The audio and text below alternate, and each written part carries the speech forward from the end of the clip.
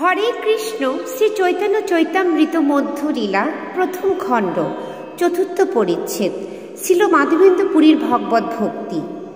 জয় জয় গৌরচন্দ্র জয় কৃপা সিন্ধু, জয় জয় শচীসুত জয় দীনবন্ধু।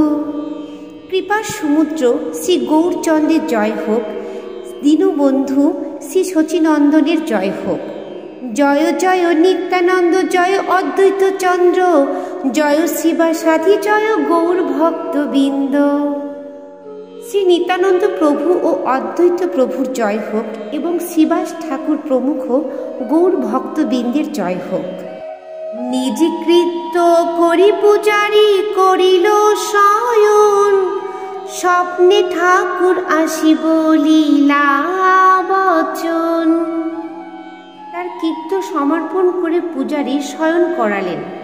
তখন স্বপ্নে শ্রী গোপীনাথ দেব আবির্ভূত হয়ে তাকে বললেন, উঠো হে পূজারি করো দ্বার বিমোচন, ক্ষীর একে রাখিয়াছি সন্ন্যাসী কারণ। পূজারি ওঠো, মন্দিরের দ্বার খোলো, আমি মাধবেন্দ্র পুরী নামক এক সন্ন্যাসীর জন্য এক পাত্র ক্ষীর রেখে দিয়েছি। ধরার অঞ্চলে ঢাকা এক ক্ষীরে হয়, তোমরা না জানিলা তাহা আমার মায়ায়। আমার বাসনাঞ্চলের আড়ালে আমি এক পাত্র ক্ষীর রেখে দিয়েছি, আমার মায়ার প্রভাবে তোমরা তা দেখতে পাওনি। মাধবপুরী সন্ন্যাসী আছে হাটেতে বসিয়া, তাহাকে তো এই ক্ষীর শীঘ্র দাও লইয়া। মাধবেন্দ্রপুরী নামক এক সন্ন্যাসী শূন্য হাটে বসে আছেন, তুমি তাড়াতাড়ি এই ক্ষীর তাকে দিয়ে এসো। স্বপ্ন দেখি পূজারি উঠি করিলা বিচার, স্নান করি কপাট খুলি মুক্ত কইল দ্বার। স্বপ্ন দেখে জেগে উঠে পূজারি তৎক্ষণাৎ সেই সম্বন্ধে বিচার করলেন এবং স্নান করে কপাট খুলে মন্দিরে প্রবেশ করলেন।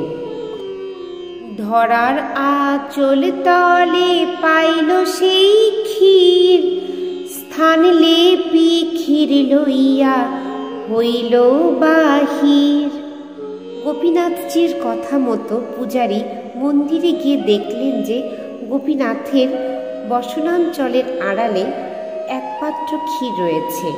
তখন ক্ষীর অপসারণ করে সেই স্থানটি গোময় দিয়ে লেপন করে পূজারী মন্দির থেকে বার হলেন।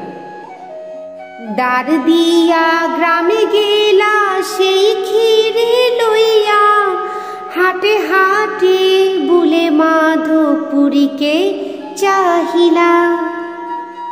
মন্দিরের দরজা বন্ধ করে তিনি সেই ক্ষীর পাত্রটি সঙ্গে নিয়ে হাটে গিয়ে শ্রী মাধবেন্দ্র পুরীর অন্বেষণ করতে লাগলেন।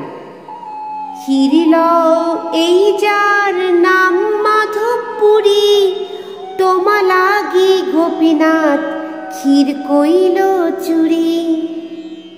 ক্ষীর পূর্ণ পাত্রটি নিয়ে পূজারী উচ্চস্বরে বলতে লাগলেন, যার নাম মাধবেন্দ্র পুরী, তিনি দয়া করে এই ক্ষীর গ্রহণ করুন।